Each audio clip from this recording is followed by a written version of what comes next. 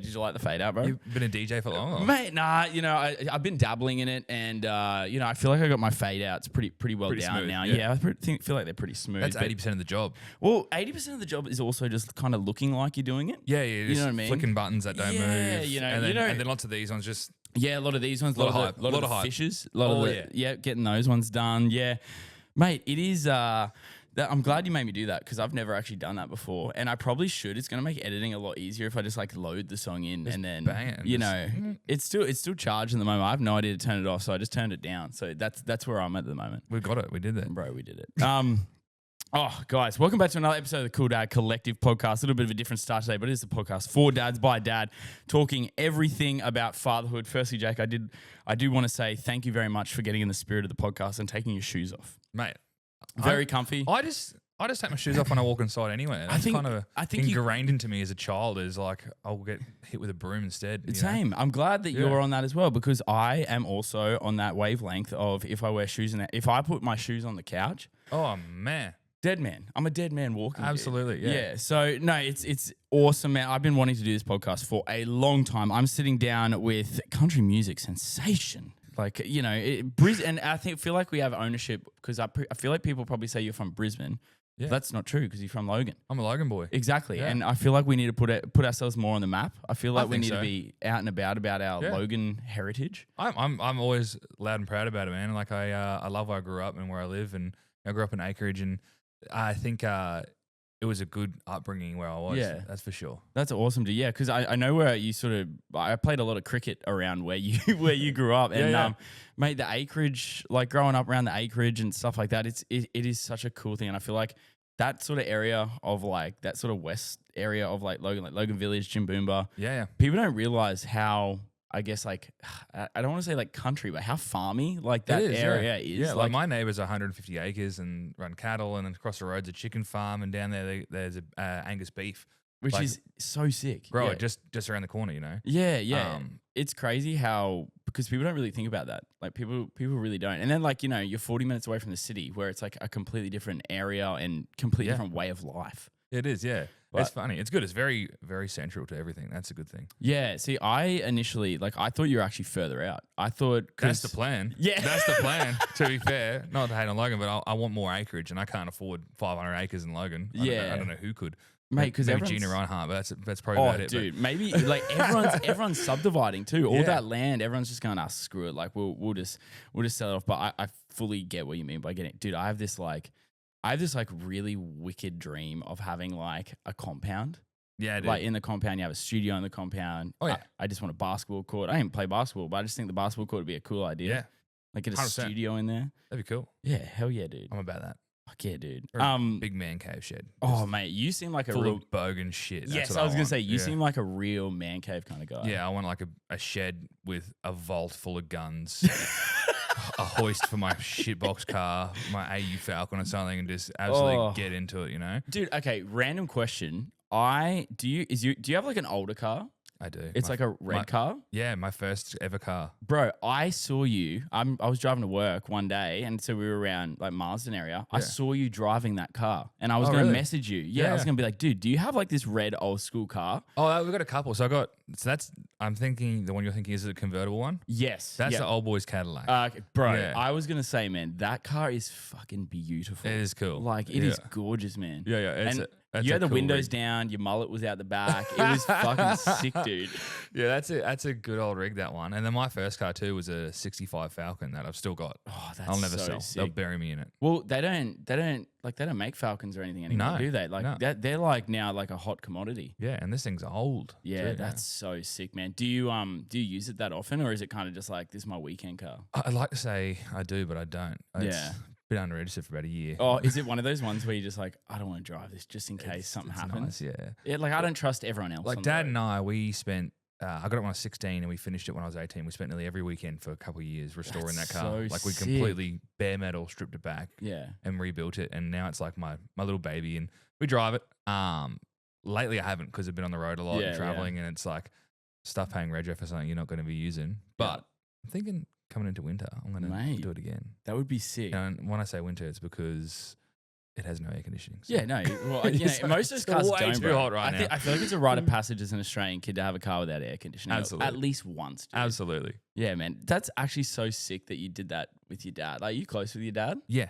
That's my dad's my best mate. That's so sick. Yeah. Do you reckon that's because you got a son, Eddie, and Eddie's 2? Yeah, just about 2 in a few months' time, yeah. Yeah, so do you reckon that's, I mean, I guess having like a dad that you're so close to, did it sort of excite you to be a dad yourself? It really did, hey. Because like, you know, my dad's my best mate and we get along, we work together, we hang out together and we both keep each other pretty grounded too, which is a really good thing. Yeah. And to now look forward to having that same relationship with my boy, man, I'm so stoked. I'm so happy about it. Have you already got Eddie in the garage at all? Or? Oh, mate, we hang out. He's dad obsessed. Yeah? Oh, that's so sick, dude. Especially lately, like, and much to the fiance's delight, you know, she like, you know, grew him and carried him and did all his work and breastfed, and then for him to like turn one and just be like, dad. Yeah, that's so cool though, man. There's got to be an element, like I know for I'll just fix this camera. This looks, I got too excited. There we go. That's more centered.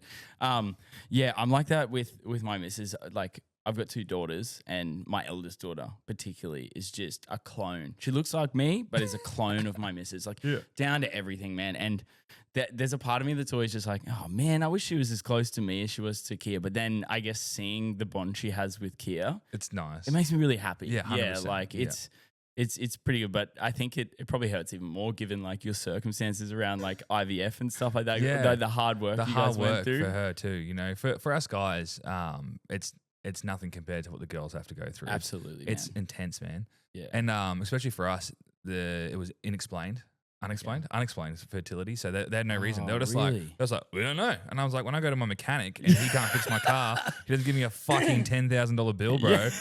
So fucking work it out. Oh, dude, that's such a funny way to put it, bro. Like, of course, you take your car in, like, I don't know what's wrong. You're like, this is your fucking job. Yeah, or just like, don't give me a bill if you can't fix it. Yeah, like I should get a refund for this. Yeah, what the hell? Yeah.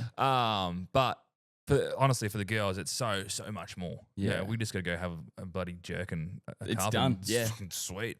We are like literally the most easily run machinery. Like we are like I don't know, you could put it in car terms. We're like the fucking Corolla of the car world.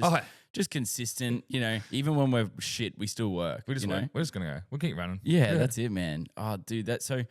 I guess like not to jump in straight away with the hectic stuff. Obviously, send it. You know, IVF, was it one of those things where you obviously tried and then it was sort of recommended to you, or do you think it was mainly you guys being like, we really want this to work, so we're gonna invest? We tried for like a year, and then after that we went and saw a fertility doctor, Dr. Joseph, absolute legend, and because we had actually other friends who went through the same process and they recommended him. And he was brilliant. But then we spent another year doing like ovulation induction, IUI, and all these other things because we were a bit averse to doing IVF straight off the bat. Yeah. And then we finally did IVF. So it was like 2 years of trying. And then we did IVF. And on our first cycle, we got Eddie, which we were very grateful. That's awesome. Yeah. That's and so they like good. told us, like, man, first go, it's not going to happen. And we're like, so we had no expectation, hopes up. We're just like, yeah, let's just keep the process going because at this point, poor Nikki was a pincushion. Yeah, dude. For like surgeries and because they had to do exploration to try and work out what was going on inside her, and they just couldn't really work it out. So did IVF and little Eddie came along, man. That's so sick, man. Was it obviously that pregnancy would have been a very nerve-wracking time for you guys? Was it like one of those things where you were just like, are you okay? Are you okay? Is everything all good? I think every day was just like, we're like, we did it. Yeah, we're back. We did it. We did it. So and that was it. And we did it.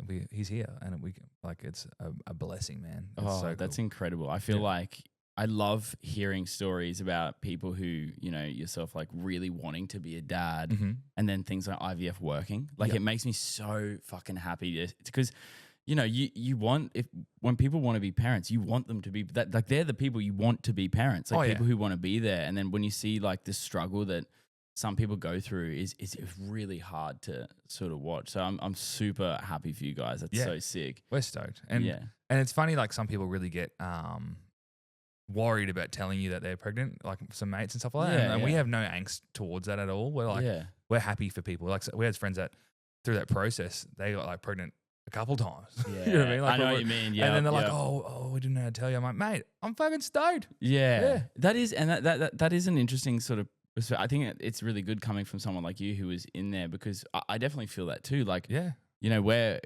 my partner, and people are probably sick of hearing about this, but I will keep talking about it because it's an important issue. My partner's got endometriosis. So when we were sort of trying and stuff like that, we were sort of like, when other people would say they were pregnant, we were very much the same. Like, we were a little bit, you know, disappointed knowing that it's a bit harder for us. And I guess it was different for us because we were a lot younger. But I felt the same. Like, when people, like, it is a really weird situation to be in where you don't want to tell people because you don't want to know what they're going through, but you also want to be happy yourself. Like, and there's always like a revolving thing, like, you know, even for you guys, like, to be happy that IVF worked, there's also some guilt in that, being like, you know, you're right. There's so many people that try so hard. We have friends that it never worked for them. Yeah, you know, like exactly. 14 rounds of it, and it never happened. And that's insane, man. And it's so heartbreaking. So, yeah, as I said, man, to see that, you know, you guys got Eddie and it's everything you ever wanted, bro. It's so mad. And I love seeing, like, your Instagram stuff. Like, obviously, a lot of country music. Oh, yeah. Your socials are fucking sick, by the way, dude. Like, thanks, man. If ever you feel like, am I doing the right thing? You definitely are. Because I love your posts. Some of it does not kick. I don't know what it is. I feel you, dude. And you know what? It could be the fucking best video. It could be the video that you worked so hard on and it doesn't work. And then you'll post some off the cuff horse shit like, video. Oh, fuck, I got to post today. Just throw this shit thing and out. it works. And you're like, that's not fair. Like, I worked so hard on this shit. On the quality stuff, Oh, man. Back on the IVF stuff, I wrote a song about that. Dude, Should we do it now? I would love to hear it now. And like, this is the first time. You go get the guitar because I'll talk while you get in the guitar. Go. This is the first time we're going to try our best to do, I'm going to turn my mic down and we're going to try our best to do a live song on the podcast. So is this the first time you've played this song? Okay, sick. I'm so excited for this, brother. And the song's never been released. It's never really been put out in its full anywhere. But I think hell yes, dude. We're talking about dads and things and life, I guess. Maybe we should do this song. Bro, you're the music guy, so this should work. I'm going to turn my mic down. I think if your mic's sort of in the, you know, I'm going to let you do your thing, bro. I'll let you know if I can hear it coming through. I can hear that. All right, I'm going to turn my mic down for a sec. All right, here's Jake. Jake's going to take it away. I'm very excited about this. Let's get it.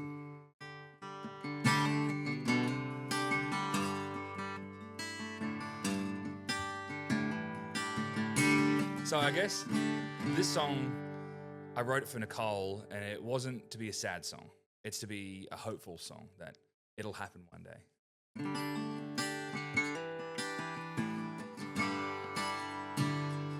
No, my dear, been trying for so long with just one thing. It means so much to you, for some reason God won't give it to you. Why is he being so cruel? And I'm confused, 'cause I know you'd be amazing in your love. 'Cause there's more just me, and you will get a new best friend in the process. And it would've made me happier to see you loving like you do, loving like you do for me. God like you do, God like you do for me. 'Cause I just wanna see you with a baby, smiling with the one on your hip. Another one falling off his dirt bike. But baby, we'll get there yet.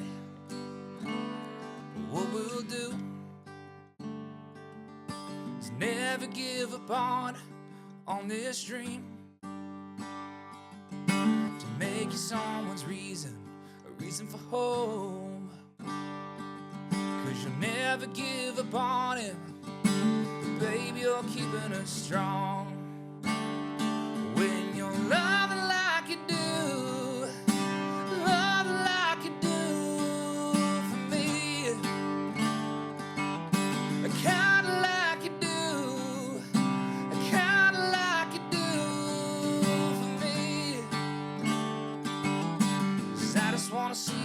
baby. Smiling with the one on your hip, another one falling off his dirt bike. Baby, we'll get there.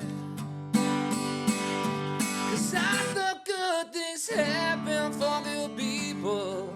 I wonder why this won't happen for you. Say that everything happens for a reason, but I can't find the reason to keep this from you.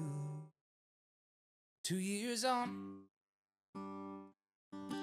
got the best news. The doctor called, told us one is on the way, and how we laughed. We cried just a little voice calling to the world. 'Cause you're loving like you do, loving like you do for me. Kinda like you do, kinda like you do for me. 'Cause I'm gonna see you with the baby, smiling with the one on your hip. Yeah, he's gonna fall off his dirt bike. I told you that we'd get there. I knew that we'd get there. Oh, yes, dude. Bro, that was so good. Firstly, bro, I am so stoked with how that sounded in the headphones, man. That was mad. Yeah, hopefully it translates right. Bro, I love that, dude. That is so sick, man. You know what? Dude, you can tell how much that song means to you, bro. It does. Like, I was just watching you. I was like just in awe of like the whole, just the way, dude, you know when you can feel someone feel something when they sing? Yeah. Bro, that is fucking incredible, bro. Thanks, man. Thanks so much for that, dude. It's a funny song, that one, because as a songwriter, we write all the time. Yeah. And you don't know if you should share a song or not. And that's a song I've been hanging on to. I wrote that song maybe a year before we started the IVF process. So you got to hear it. You could listen back to it when it all happened. And then it's that song that I developed, I should say. And like I wrote that third verse. Like I wrote that in like 30 minutes and just put it aside, sung it for Nicole once, and we both cried and then moved on. Oh, bro, there's no way I could keep it together. and then when we fell pregnant with Eddie and had him, I then wrote that third verse, you know, and kind of finished the song off.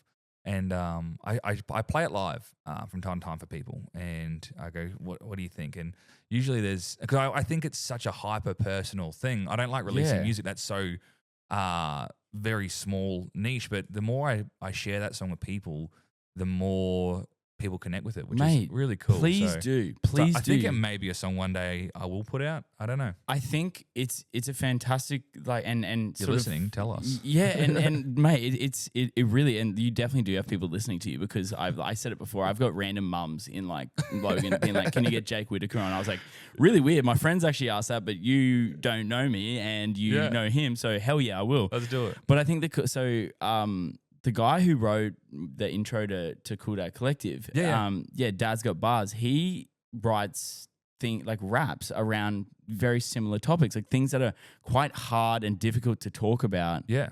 But I think there's a way in music that allows you to connect with someone on a different level, dude. Like if honestly, if I'm going through something and I hear a song that like is speaking about the same thing, like I think it's a great way to feel seen as well. And coming from someone who, like, you know, you like typically, you know, the whole country guy, you don't talk about your feelings that much. No. And I think hearing... You don't. You're not allowed to. Exactly. Apparently not allowed to. But I'm a big advocate for that. Which I think is... Yeah, which I think is amazing. So I think, man, like, dude, going down this avenue and writing songs about things that really... You know, especially the parenting journey, I think you can't miss with that, man. I think it's fantastic. I think you'd be silly not to release that stuff. Man, Luke Combs did that album Father and Son's album. Bro, that's the first time I've listened. That is the first, and I literally, good. I'm not a huge country like guy, but I listened to that album and it changed everything in my whole idea of like what country music is. It's good. It's fucking sick, dude. And I think, you speaking about things like that, mate, in an area like you just said where we don't talk about our feelings all that much, I think it's really powerful and important, bro. So like, please keep doing that because that song is incredible. Like. It's so sick. And I know if anyone's going through that sort of stuff, like I think hearing you and seeing like the emotion you poured into that song, it's really cool, dude. So and it's a weird thing if you're going through it, talk to people about it. It was really weird for us that we end up having friends that have been through the whole process and never even mentioned it to anyone. And it's like, man, don't suffer through this alone. Like you can do that. Because there's a few of us that are doing it, I've got multiple friends groups that have had to do IVF. Yeah. And you don't know until, Yeah, exactly. And it's really, I was talking to Jimmy, a friend of mine who was on the podcast last week, and he said, he was having issues with fertility as well. And it actually built the relationship that he has with his boss because he worked out his boss was going through the same thing. Wow. And then they now have this like connection of like, oh, how's things going? Yeah, good. And they sort of have someone to go to with these issues where give me a pay rise. Yeah. Thanks you can lean on my shoulder and if you can pay me more, that would be fantastic. But yeah, exactly. Am I on time right now? Oh mate, it's like, but dude, it's so sick. So obviously, I guess for you with the IVF journey, and it's such a stressful process, did you sort of, I guess, have time to sort of, I guess, analyze and really take in the fact that you were going to be a dad as well? Was it kind of just a little bit touch and go until Bub got here? I guess it was just something we always wanted so much. So like we knew whatever process we had to do, we would get there at some day. Like we knew we'd be parents, but in what format we didn't really know. Yeah. So we were there. We were so ready and so keen for it. That's sick, man. Was there anything that stuck out to you about, in terms of nervousness? Because I feel like when, in regards to when Eddie was born, when was like your Australian Idol journey? Was that around the same time? He was about 10 months at that stage. Far out. So you were like, so not only were you learning how to be a dad, for that first 10, you were also like balancing like being on like television. A fucking massive Australian TV show. Like how was that, dude? Because did you know you were going? Well, I suppose you probably didn't know because you had to audition, but when you got the news that you were like through on Australian Idol, did it sort of put a rocket up your ass being like, fuck, how am I going to take care of baby and do all this shit? Like it was, Nicole is like an amazing, amazing woman. Yeah. She is so supportive of my career in music. That whatever it is, she's like, yep, we'll make it work. That's awesome. Dude. And I think the best advice I've got from lots of my friends is like, don't adjust to the baby, make the baby adjust to you guys. Yeah, absolutely. And like one of those people is my cousin Josh. He has a 1,000-acre farm in New Zealand, and that like they had a newborn baby pretty much, and that thing's in the sling out mustering stock with working dogs and everything, and that was like such a thing. And then like I had other friends like Lance and Prue, and they were the same thing. They had a week-old baby, and we went camping. They're like, that baby doesn't know if it's in his fucking house or not. Like, just we keep the routine. Actually, and it's good. So fair, dude. We went camping. Probably it was just dumb young parents thing, but we were middle of winter. Skylar was probably 2 months old. Yeah, and we went camping at Moogra Dam. Great. And it was cold as a motherfucker, dude. And I remember Kira and I sitting there being like, should we be doing this with a kid? Like, is this, is this a good idea? But dude, literally, they're hardy. Well, we started doing that from an early point, and now our life is kind of just like, well, you're coming with us. No matter what we're doing, you're just gonna have to deal with it and come with us. And I think it's a great mindset to have. And so that's kind of the mindset we took on for Idol. Idol is a weird thing because it's week by week, so you don't know. And like the hardest part for us too is living on acreage and country folk. We got moved to Sydney, Western Sydney, and Mount Druitt. And you got is that where they put you? Yeah, that's where the studio is. So is there like potential country music / 1/4 collaboration going? Dude, that would be sick, dude, that'd be crazy. I'll hit them up. Yeah, dude. I reckon you can fit it. Yeah. And so we're in Mount Druitt there, and we get stuck in an apartment, and it's tiny. We have nothing, none of our stuff. And it's just week by week. So you're just like, obviously you find out in the show and then you're like, fuck, here we go. Another week in this hotel. Yeah. So you're excited to be there. Like, I got through. Then you're like, fuck, I'm still in an apartment. Yeah, I'm still stuck. Yeah. But it was a really good experience to do. As a dad and having my son there and my fiance there, I couldn't have done it without them being there.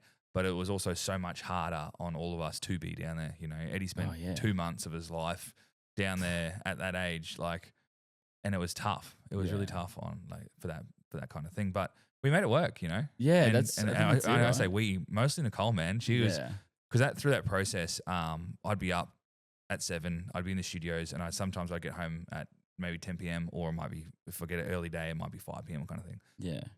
And so a lot of time away, and so. But we were there. We made it work, and we survived. Do they like? I hate to like. I feel like I'm digging it a bit here, but I'm just curious. Do they compensate you for time? They give you an allowance, but it's like for the 17-year-old kids that it's great. Don't have a mortgage. Yeah, like it's great. It was like I don't know, like $400 a week or $500 a week, and that. You're supposed to raise your kid. Yeah, dude. So even as like a 17-year-old, you're like, I could still probably earn more at Subway. Like literally, yeah. But they were stoked because they're like, some of them were still in school, and they're like, we're getting paid heaps of money to be here. Yeah, true. And some of the other fellas in their 20s that had less responsibility, and they were just like pokey money. Yeah, fair. Like that would definitely be it. Did it? Like I guess for you, this sounds so funny, but did you really lean into the dad sort of aspect on the show? Like I feel like I was ended up being the dad of fucking 20 people, to be honest. Hell yes, dude. Because I was mad. I was the oldest guy there. That's crazy, right? The only parent there. Yeah. And so I think they would lean to me sometimes, or I'd just be like, "Oi, pull your fucking head." Hey, get your fucking shoes off the table, mate. Yeah. No, and so it was good, It was a cool crew. It was a really good crew. But definitely, I don't know, I ended up being that dad role. They just kind of put me into it, like, hey, dad. Yeah. Do you ever feel like they kind of like, in a way, they kind of just like, hey, Jake, this is the way to go, man. You should definitely go down this avenue of your like character. Were they ever sort of like pushing you towards it? Or were you kind of just like. Yeah, they kind of just let you talk a lot in front of a camera, and then they just cut it up. So you got to be careful what you open your mouth to. Wow. Okay. Well, just so you know, I actually do that here as well. So no, I guess that's an interesting point. Did you ever see something? I know we're going off the topic of dad life here, but did you ever like watch the show back and be like, hang the fuck on, I didn't mean it like that? Like, or were they pretty good to you? Most 90% of the time they were good. Yeah. They would definitely. You have to really be thoughtful of what you said all the time, because they would ask you the same question in a different way 4 times to try and get the answer they want out of you. Oh, that's interesting. Yeah. Okay. And so they have this big list. And then by the end of it, I was just like, I was so tired. I was so done. I was like, what do you want me to say? Just tell me. These master interviews are taking too long, because they just grill you for like 2 hours. Wow, really? Like, camera in your face, whole crew there standing and someone interviewing you. And they like 2 hours of that, and they condense it down to whatever that a minute thing is. So I was like, man, just let's get this done. What do you want? What do you want? And I'm like, I'm not doing that. I'm not doing that. I'm doing that. That's fine. Yeah, cool. All right, great. Let's get this done. Did it almost help you put up those boundaries as well? Like, you seem very, like, it sounds stupid to say, but you seem very media trained. Like, you know what you're doing in front of a microphone. Like, obviously, because you're a singer. I think because of that. Yeah, but like, even honest, speaking, like, you're really well measured with how you speak and stuff. So I think even down to like, whatever, like you learned a lot from that, man. Like, I did. Yeah, it was really good, man. The skills I built from that show were immense. It was really, really cool. Yeah. Are you excited for the moment that your son works out that you're on Australian Idol? It was cool. One of my best videos on TikTok was just Eddie watching the TV, and it's me coming on. He's like, Dada! That's so sick, man. And he just like starts dancing to me and stuff, and that's cool. Like, that's a win in itself. I love it, man. That's like one of the biggest wins, is that he already loves music as a young kid. Straight away, just loves to dance. I think all kids do in a sense, But, and I think it's cool that he notices, and like, we take him to shows. He's gone to the Gympie Master and music festivals and all these gigs and stuff like that. And we bang some headphones on him so it doesn't hurt his ears. Yeah. But he's there and he's always grooving. Like, he's usually on my dad's shoulders and watching. So to see like my dad and my son in the crowd, it's some of the coolest shit, man. Yeah. Especially sometimes you play some songs about family or something, and you out there and you're like, you can see them, you're like, I'm gonna go cry. Yeah, because you have a fair few songs around that, which is really, like, that's one of the reasons I really like your music, man, because I can resonate with it a lot. Have you always been like I feel like I know the answer to this because I've known of you for a long time. Yeah. And in a life probably before like the Australian Idol thing too, but has music always been something that you were just obsessed with? Like, yeah, man. Since high school, I knew music was going to be my career. I think grade 9 or 10. That was it. Yeah. That was just blinkers were on, and that's all I wanted to do. And my principal told me, he's like, "You'll never make a successful." I was very thing interested to see whether someone I bought my first house with music. I was like, fucking oath, I was dude. like, I just wanted to send him the photo, and I was like, "Nah, don't be petty." Yeah, because he would have forgotten it. It would have been like some off-cuff thing that he just said once. Who like, the fuck is this Jake guy? Yeah, what is this? It's like, you fueled this, and then he's just looking at you like, well, isn't that a win? More. Then you kind of just like, fuck. Damn it, you asshole. Yeah, bro. But it's cool, man, and it's good. And I hope my boy does music. Yeah. We're having this conversation with a mate the other day. He's a musician. He's like, soon we can all just retire and the boys can start a band and we'll just be stage dads. Dude, that would be sick, hey? Like, you could definitely get around that, I think, too, as like, being so obsessed with it. But like, dude, just on that, being able to buy your first house with music, like as someone who does something quite odd in terms of like, trying to push like a podcast and stuff like that, very similar in terms of like, you're trying to find your audience with music. How liberating was that feeling of like being able to actually buy a fucking house because of literally your voice? Like that's so sick, dude. It was cool. Lots of hard work. That's all it was, really. And I think any career you do it, you work hard, you can do that. Well, mate, your touring schedule is fucking insane. Like that's half the reason it's been so. Like I think I've tried to get you on. Well, I've been like dabbling with chatting to you. Yeah. For close to like 6 months, just shouting, and even you've been really good about being like, hey, I'm here at this time. Do you want to like tee something up? You're so busy, bro. Like, yeah, we try to be. That's the part of being a musician is that you've got to be on the road because these days, to make money, you don't get money from streaming or royalties. It's pittances. So to do it, you've got to be on the road. You've got to be playing shows. You've got to be selling tickets and merch. So make sure you buy CoolDadCollective merch. Oh, bro, no, get around some Jake Whittaker merch, please, mate. If you got any merch, I should have brought some. We should have done a little swap, bro. Yeah, well, the overworked under fuckboys, they knew what was up, so they gave me a bit of merch. But nah, brother, if you got merch, dude, I am going to buy the shit out of it. Yeah, but that's it. But you got to get on the road, and so it's a lot of time being away, and that's hard too, being a dad. Do you bring your son and Nikki along with you, or when we can? Yeah, when we can. It depends on the thing. Like, so we went to New Zealand. We took Eddie there because we got family there, and we wanted them to meet Eddie as well and stuff like that. Yeah. So it's not every gig, but when we can make it work, we do. Yeah, it's nice and it's cool to see him there, and they enjoy being there and part of it too. But a lot of the gigs sometimes too, it might be less than 24 hours. Like we'll be flying to Rockhampton, playing a show, and leaving that next morning. Yeah, which is crazy, bro. I've had my first experience with just a bit of FIFO stuff. I literally went Friday morning, went out to Sydney, got to Sydney, did an interview, came home straight away. Yeah, it's my first experience, dude. I don't know how the fuck you guys do it. Like it is so hectic. Like people really romanticize the whole and don't get me wrong. Like I'm not complaining about this.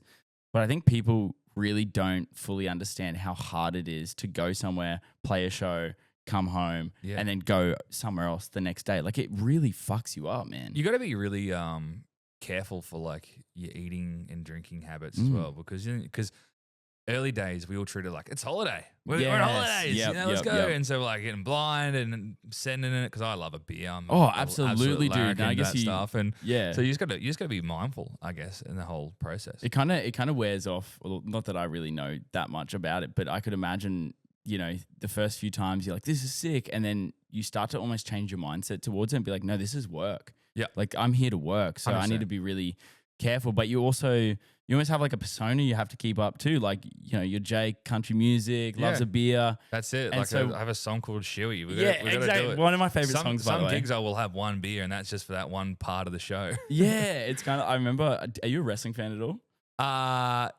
When I was a kid, I used to watch a bit of it. Because there's an interview around Stone Cold Steve Austin, how he always does the beers, and someone said like, what's the go with you and the beers? Like, because obviously that's your thing, but you can't be like drinking 6 beers on the way to the thing Every time. And he's like, I spit out as much beer as I humanly can, and I still get drunk while I'm out there.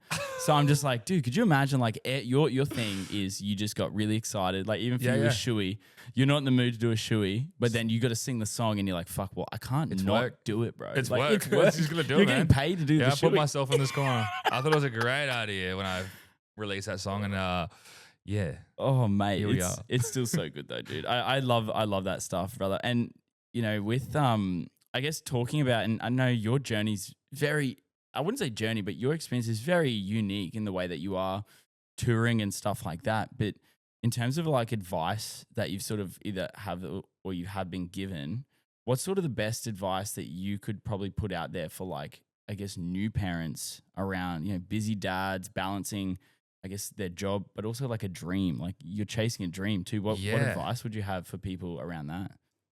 That's a loaded question, and I apologize for really throwing you in on that. I'm good. My brain's like,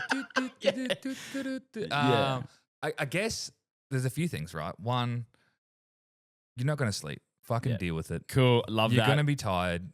Do it tired. If you want to do anything that's more, well, you're going to do it tired. Just deal with it. Yep. Get up and do it. Don't be a bitch. Hell yeah. A bit of David Goggins there. Yeah. I feel like it's important because you need to find the fine line, because I'm big on like, you know, take care of yourself, but also shit doesn't get done if it doesn't get done. 100%. You know what I mean? Yeah. Like, so that's the one thing. And then it's just like, enjoy it too when you're doing it. Yeah. You know, things are a grind. Life is tough, but still enjoy it. If that's the dream, make sure you're enjoying that while you're doing it. Because if you're not, well, it's not really a dream, is it? Yeah, you're right. It becomes a burden. Yeah. And just love your kid. I don't know. That's the best way to do it, man. And I think that's it. It's like, work hard. Make sure you're enjoying the hard work. And if you're not, tell yourself you are for 3 weeks, and then you probably will start enjoying it again. Yeah. I do it all the time. I lie to myself. I love this. I love this. I love this. I love this. I love this. I love this. Dude, you want to know something funny? Yeah. This has got nothing to do with like doing it, but I woke up this morning. It's Sunday. The last 3 Sundays, because I pretty much, the only time I can really record is Sunday mornings. Because one, that's when most dads are free because their kids are asleep. And two, that's the same reason for me. And I remember I got up this morning. I was like really tired last night. You know, Summer got up, wet the bed. So I'm like, fuck, this is like the third night. All the time. Me, but no, my daughter wet the bed. And then I was just like, fuck it. Well, it's there. I may as well wet the bed as well. But no, just changing the sheets. And then my dog started like, whatever. Anyway, moral of the story is I woke up really tired this morning, and I looked in the mirror and I'm going to be like, you love this, dude. What are you doing? You love this. Because in my head, I'm like, dude, what am I doing? Why am I doing this?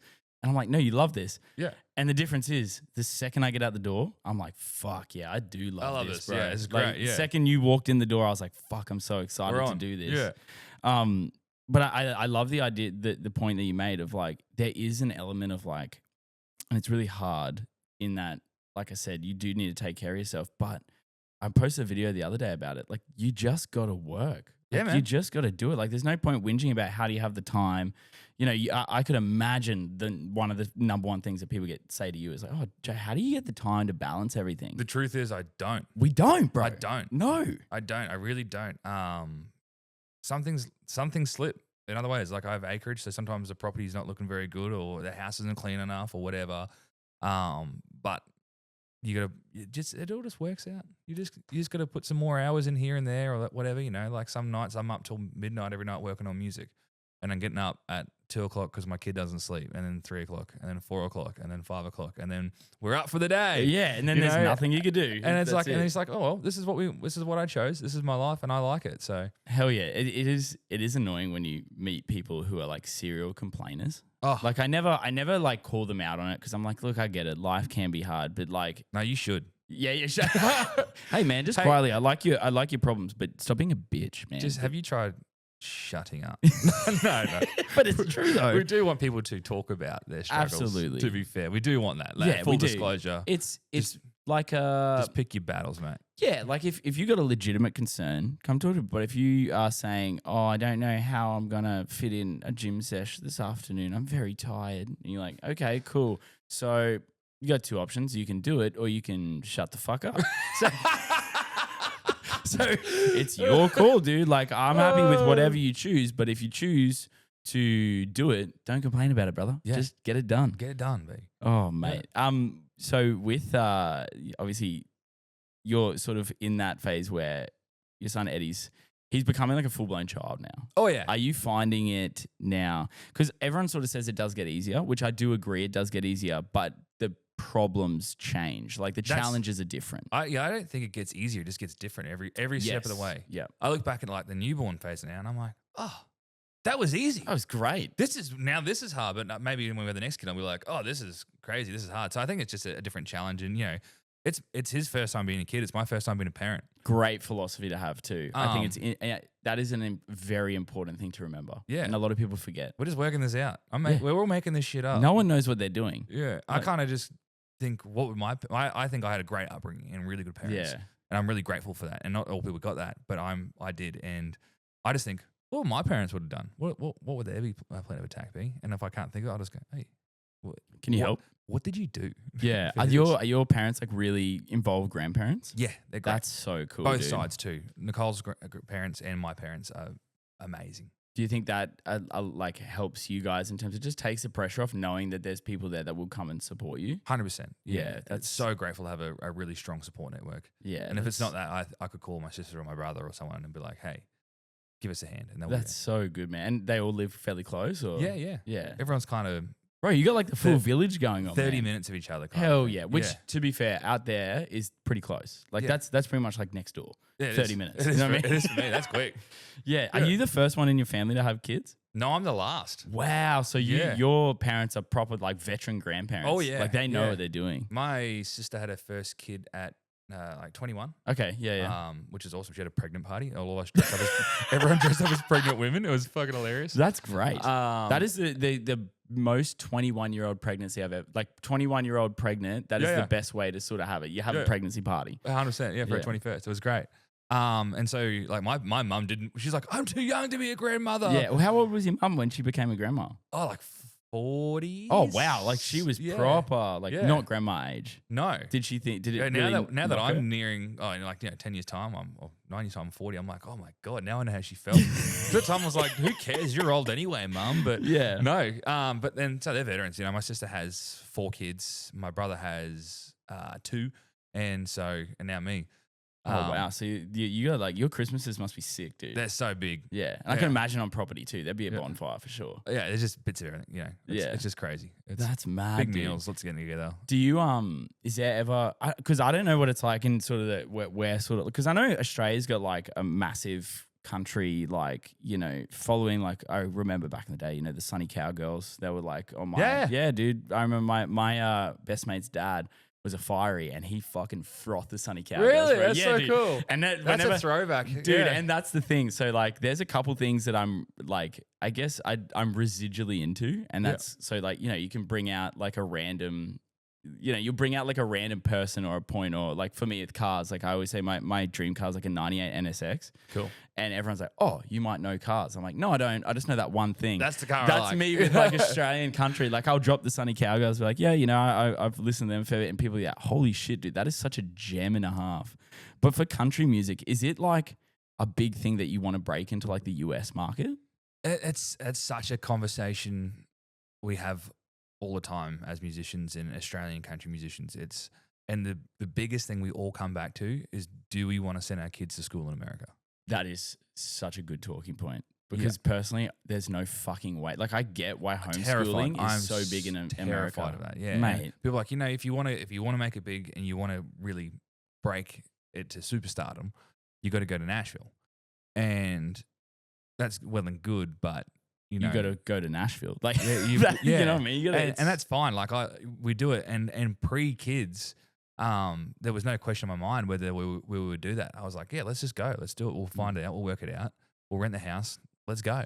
But now it's like, man, I don't know if I could send my kid to school where you have to buy a backpack with a bulletproof fucking layer on the backpack and teach them how to hide behind it. That's scary. It is insane, man. When you see those videos, it's like fucking heartbreaking, dude. Like I think I saw a video not long ago around like the difference between back to school ads in Australia versus America. And back to school ads in Australia is like, you got to slip, slap. The sun's coming to get you. Like, and here's your blue pencil case. Yeah, exactly. And then in America, it's like, this bag looks great. It also doubles as a shield for an AK-47. And you're like, what the fuck? Fuck, man. Why is that a thing a 6-year-old has to deal with, man? Yeah, they shouldn't. No, they really shouldn't. Absolutely And so not, bro. And that's the big thing about going to Nashville for us is like, I don't know if that's what we want now. Are there pathways in Australia that, because like I said, it's a really tough, because the scene in America is massive. Like that's like Mecca for country music. Hey? 100%, like, yeah.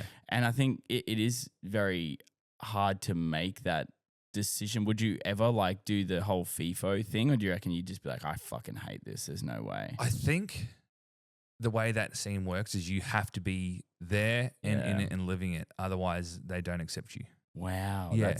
That's hectic. So if you're not there, you're not living it, and you're not doing it 100%, there's kind of like, I'll be going to Nashville regularly to write songs, and I'll do CMA Fest and do networking and stuff like that. But like, I don't think you'd ever get signed to an American label unless you lived there and you were a part of that. Yeah. And so, but in Australia's like I think the second or third biggest consumers of country music in the world at the moment. Yeah, because I was like, this scene is exploding. It's like, massive. We just had Howling Country Fest yesterday, and did you perform at that? So you performed? No, you did. I was gonna say that's a hectic fucking like schedule for you. Just podcast gig. Like that's So. So those big festivals, CMC Rocks, just out at Willowbank there, and they have massive, massive festivals, and it's growing, and Americans are touring Australia all the time. So the good thing is our market is expanding so much, and which is good. So it means domestically we can probably stay here, and you can make a good life and a good career. And there are plenty of artists in Australia that are making great money, living a nice life, and they're here, and you can do it. And probably that might be the end result, to be honest. But you're still doing it for a living, which is and they're doing a great living. They're just not selling stadiums, but you know, they can go to any town in Australia and sell 500 to 1,000 tickets, and that's a great night of. That's probably 20 grand in your pocket. Yeah, absolutely. I'm happy with that. Hell yeah, dude. You'd be silly not to be like good. Yeah. And I guess too with the market expanding here, like I'm always interested to see, because I know Youngblood that he toured, and then he took Junies along with them, which I thought was like that for like Australian music, especially in that scene. That's massive that they decide, and it's happened to like the Chats as well. So when is there like potential now? Do you think that Americans or like the US market are very aware of like the artists here and are sort of getting you guys to even jump on? Yeah, the support thing. And it's good. They are doing it, and I honestly think they should make it. It's an unwritten rule. But I think they should make it law that international acts have to have an Australian support. Yeah, and it'd be silly not to, because there's so many of you. Like, and like it doesn't really cost them that much more for their tour.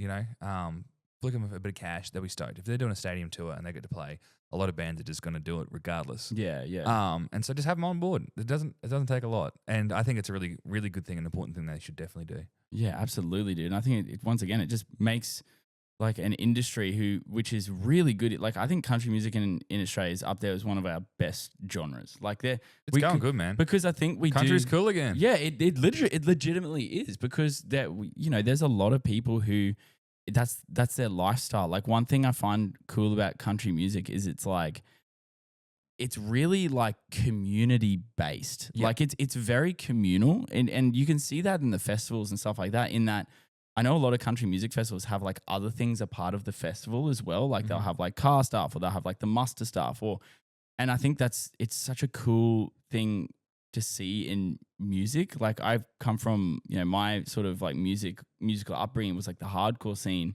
and that was so community orientated. Yeah. And seeing like another music genre have that really tight community is so fucking cool, dude. Yeah. It's a great community we have that really uplift each other. I was going to say, I'm the biggest believer that rising tides float all ships. Mate, there's enough space for everyone to eat. Yeah, nowadays, 100%. Yeah, like that's the best thing about, I think, social media as well, is like you get exposure to new people. But if you collaborate with other people and things like that, like people see your stuff through other people's stuff, which is, I never understand the whole like, I can't let this person feature on this because I don't want to take them up too far because they're already doing pretty well. I don't want them to match me. And you're just like, that's such a shitty mentality. Nah. Like, let them fly. Yeah, exactly right, bro. I'm all about it. I think, uplifting each other is so, so important. Mate, and especially linking it back to dads. Yeah. Like, if you see your mate being a fucking good dad, like, tell him about it. Tell him that he's like, hey, dude, you're doing really well. Like, this is a tough job and you're doing so well. Yeah, 100%. Yeah, and I think that's important too. And the other thing too is, one thing that I've sort of gotten out of like talking to you is you're your partner is like the rock for you, right? Like what does she do for work? She works with us at the family business. So she does a couple of days a week there, running the office and keeping that kind of stuff sorted, and then just being a super mum, you know, keeping the house somewhat put together with Hurricane Eddie. Dude, that's so sick. That dude is not a toddler. He's a runner. He does not toddle anywhere. He doesn't walk. He runs. He runs everywhere, and he's just busy, man. So it's hard work for her. Like, people look after him. They're like, oh my God, Nicole, you must be exhausted. She's like, yeah. I always am. I'm always tired. Just do it tired. So exhausted. But she's killing it. And she's doing a great job. She's an amazing mom. And she's definitely the rock and the glue that holds everything from falling apart. I love seeing other guys like talk about their partners in that way. Like, it's so sick. It's so cool to see someone like really happy with, you know, who they've chose. Like, I'm so stoked that I chose Kia. You know what I mean? Like, you just get really lucky. But with your son getting a little bit old, do you see elements of yourself in his like behaviors now? Yeah. Definitely. Is that a good thing or a bad thing? Great thing. I'm fucking awesome. He's I think another one of the big wins I'm having is that he likes the same stuff as me, which is a cool feeling, right? So good. I'm so scared that like you have a child that you can't connect to and you're not into the same stuff, but already he's like loves bikes. So like, good. You know, and he wants to, like, I can't mow the lawns without him. He's attached to me on the ride on. He's like, he's called a tractor, because we got a tractor as well. And so he's on that and he wants to play on the tractor or work the bucket, or he wants to be in the thing trying to steer the ride on, or on the dirt bike. We do laps around the paddock together and he loves it. And like his thing lately is he wakes up in the morning and we'll have like his yogurt and we're sitting there and he's like, Dad, car. And I'm like, okay. So I take him out of the car. He hops in the seat and he's like, Dad, cows. I'm like, you want to look at some cows? Ordering you around. And I'm like, cows? And he's like, you want to look at cows? He's like, yeah. And I'm like, fuck yeah. All right. So we go for a drive and we look at cows. And he's just like, cows! That's so, do you feel like and horses and cows and animals, like, so he loves it. And I'm like, I'm into this. I'm all about this, you know? I was going to say, you've got like your own little like, I guess on acreage and stuff like that, you're not short of things to do, man. Like you've always got shit to do. Do you find it helps? He's such an outdoors kid too. Yeah, which is cool. So shitty if he's got to be inside. How's he this weekend? Yeah, just let him go out and go mad. Yeah, that's it. Just let him ruin the house. Who cares? No, send him out in the water. Yeah, right. good. It's just water. Yeah, as long as they're not getting too cold, he'll be right. Oh mate, raising boys and raising girls is so different, dude. Like it is. I see like my mates who have boys. I think I posted a video about it yesterday. And like, you know, my mates were like to me, they were just like, "Oh, we should go to the cricket." And I was like, "My daughter is gonna sit there and fucking hate that." It, yeah. But if I took my daughter to get a pedicure, best day ever, bro. That's the perks, I guess, of the girl dad, boy dad. Boy dad, you don't get to sort of be as like crazy. As in when you have girls, but you get to do those like guilty pleasure things. You want to get your toes painted? Yeah. I kind of do. Yeah, I'll go. Hell yes, dude. It's cool. It's funny the difference. Hey, like you see the girl dad stuff and the boy dad, and I got mates that girl dads, and they love it. They love being a girl dad. I think both. Like I think it depending on the person. There's just I don't know what it is, man. There's just. Because I've met some fucking, I'm not going to call them out individually, but I've met some absolutely fucking stinking dads, dude. Like just people where I'm like, just the bare minimum, man. You could really just do the bare minimum, but and then you meet dads who are you can really see in their persona that this is just everything they've ever wanted, and it's you really as a teacher too, like you can see when dads aren't present. Yep. And you can see when dads are present. 100%. And it's unbelievable the difference it makes. So like, even, being a busy dad like yourself and finding time, like there'll be a point where your son looks at that and goes, my dad really like, he was doing some cool shit and he still made time to 100%. Hang out with me, which is, that's no one loses in that situation when you've got like a dad who really cares. Yeah. And I think for me, it's easy because it's passed down. Yes. Yeah. My old man, he worked his fucking ass off. He worked 6 days a week and 10-hour days every 6 days a week. And we never resented him for it because we knew the reason he was doing it was for us. Yeah. And every opportunity he had, it would be with us. And if there was a party, say his friends had a party and they're like, oh, no kids, he just wouldn't go. Yeah, okay. He's like, I'm not going unless Jake can come with me. And that's Luke mad. And Tegan. I'm not going unless I can take the kids. Yeah. And that was it. Like his family was always everything. And so for me, it's easy to do. Like dad, I just do what dad did, and that's the same. And his father was the same. So I'm very lucky in that sense that we've like it's comes naturally because you've seen it your whole life. Yeah, you're like proof in the pudding that, you know, investing the time as a parent, like it almost like breaks the stereotype.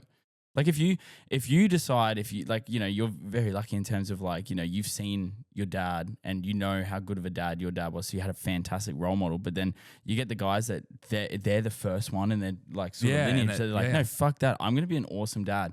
And then you can see, like, proof in the pudding, like I just said. Yeah. It trickles down. Yeah. And, like, your son's probably going to be a fucking epic dad. I hope so. Too, which, well, he almost 100% will be, man, because he's got you there, dude. Like, it's so important. I love seeing, I feel like it's changing, too. I feel like, and I'm not saying that it was in a really bad place, but I feel like now fatherhood is being spoken about now. And, you know, you can even see it in the way that they portrayed you in Idol. They know that it's like a big thing now to like be a really involved, good dad. 100%. Being an engaged father is the thing. It's not go to the pub every night until fucking 8 o'clock and then come home when the kids are put down. And and that's coming from someone who absolutely froths a beer. Like, you know, even exactly. You know, like I shouldn't do this all the time. That's not the deal. Yeah. Oh, mate, that's never. Don't do it every night, you know, and be there. I can't wait to get home. And the first thing, you know, like that's that Luke Combs song, Front Door Famous. You know, you walk through the front door and it's like, Dad. Like that's one of the best feelings you get every day. Have you heard a Post Malone's song about his daughter? Oh man, Jesus fucking Christ, bro! I cry every fucking time. Yeah, man. I hear that song, dude, and I guess like. One thing that I always love to ask sort of musicians, because you're in a space where you can invoke an emotion in somebody and you get to see like a visceral reaction, you know, like when you sing a song and you can see that someone's like banging that song out, like it really means something to them. As a performer, that must be like the greatest feeling you could ever get, right? It's the thing we try and do every time we write a song. Yeah. Yeah, it's the biggest thing that makes a song successful is connection. Yeah. And finding a way to make that connect. And that's it. Like that song, like that's the connection that it hits you straight away. And that means you've written a good song. Oh, absolutely, man. That last one that you played was incredible. And like, dude, you got some fucking pipes on you, bro. Because this could not be the worst space to like perform a song. There's like concrete everywhere. Probably the best thing you got here is like the acoustics. I got this at home too, so it's good. Oh, mate. But that's, I can't wait to, am I able to put that on Instagram and tag you? And man. Dude, that's so sick. Yeah. Would you obviously ever sort of write more music along the sort of fatherhood, like sort of, I guess, how do I explain? Like, would you do more songs based on like around the things you experienced as a father, like really go through and the thing is like I have them and we write them all the time. Like I'm forever writing songs. Yeah. You know, for every song I release, I probably write 15 plus songs for the one that comes out. You know, we're always writing as songwriters are. And it's always a worry is to share it, to be honest. If you, it's like, do you still get like that now? Yeah, like, I think it's especially the really personal songs. It's scary to share the ones that mean so much to you because you're worried someone's going to shit on it, and you're like, oh, this is so important to me. Yeah, and that's probably the reason why, like a lot of those songs that I do write, I don't put out. Okay. Yeah. Do you ever experience, because this is just I feel like everyone who puts himself out there has some element to deal with this, but do you ever experience like people like hating online and stuff like that? During Idol, yeah. Really? Like during Idol, since how was Idol that? has dropped off, but it was actually really funny because, you know, like obviously you do, you know, social media stuff. Oh, I get it all the time, bro. Holy shit. The different demographics though per platform. Yes. So Instagram's TikTok's ruthless. like the younger than us kind of age group, what, like say 16 now to 25-ish or whatever. And then Instagram is kind of like 25 to maybe 40, and then 40 plus is Facebookers. Yeah. Typically. TikTok comments, always so lovely. Instagram, always so lovely. Facebook, holy shit. They definitely didn't learn about cyberbullying, those old fuckers. All the oldies. Holy, I mean, I was getting ripped in. In the end, I couldn't even go on Facebook and look at the comments anymore. Yeah. Yeah, because people were like, oh, do you see that comment or this? I'm like, no, because it is fucking horrible. It'll make me feel bad. Why on earth would I do that? And some of the young ones like really struggle with that, to be fair. They just like got in there and just read them and get it in their head. I'm like, just stop doing it. You wonder why like such young musicians turn to like fucking, you know, drugs and alcohol, because could you imagine that being shoved in your face as a 17-year-old kid all the time? 100%. Like, holy shit. And some of us had like direct haters that just made their time hating us. Like every time something come up about it, it was like the same few people. In the end, we had to start laughing about it. I'm like, what's your damage, bro? Who hurt you, There was man? one guy that just fucking hated me, and just everything I did, anything that idol put up about me, he'd just like rag on me, And I was like, I didn't even reply. I'm like, bro, what's your damage? Oh, mate. Why do you hate me so much? What did I do to you? I love getting them sometimes because sometimes they're just straight up just shit. Like sometimes you're just like, he's just shit on me. That's easy. But sometimes it's like real clever. And you're like, oh, there's levels to this stuff. Yeah. Like I had this one dude on YouTube every time. And I mean, I have no followers on YouTube, dude. It is the most pointless place to go and hate on me because no one sees my shit.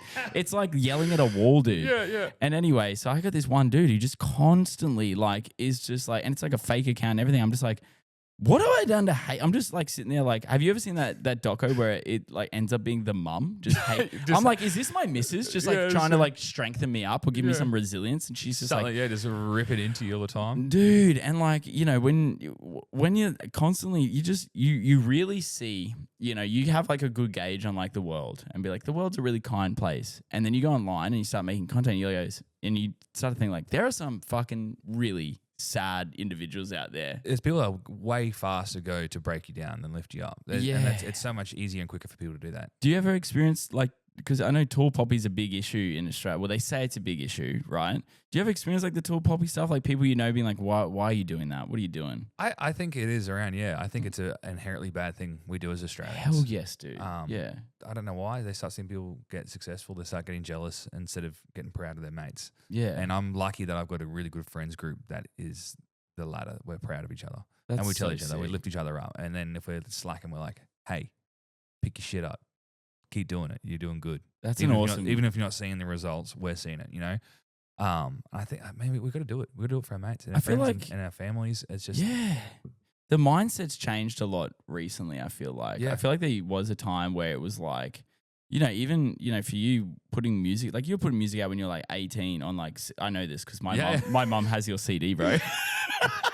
That was another life. Mate, I need to try and find... Get rid of it. Dude, I need to try and find that CD because that is... Yeah, Someone showed up to a gig the other day with it and I was like, where did you find this? And he goes, the Woodridge Salvos.